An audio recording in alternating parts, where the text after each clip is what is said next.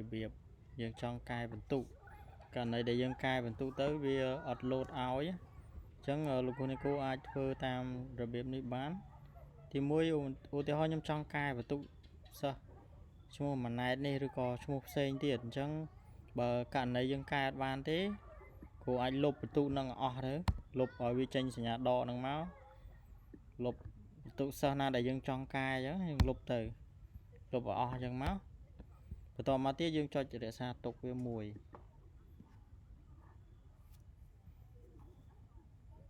ព្រោះអីមាន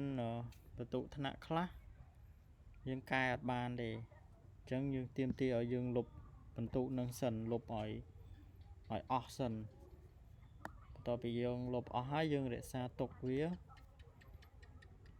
បន្ទាប់ពីយើងរក្សាទុកវាយើងបើកវាម្ដងទៀតបន្ទុកហ្នឹងនឹងឃើញ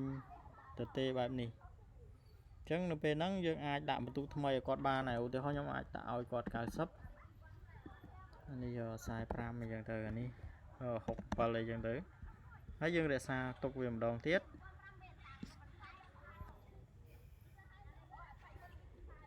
អញ្ចឹងនៅពេលដែលយើងរក្សាទុកវាម្ដងទៀត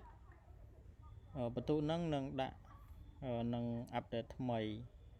សម្រាប់សិស្សម្នាក់ហ្នឹងឯងហ្នឹងជាវិធីករណីដែលយើងអត់អាចកែបន្ទុកសិស្សមួយចំនួនកែបន្ទុកសិស្សមួយចំនួនបានយើងអាចប្រើវិធីបែបនេះអញ្ចឹងពេលដែលខ្ញុំរក្សាទុកហើយខ្ញុំបើកមកមើលនេះ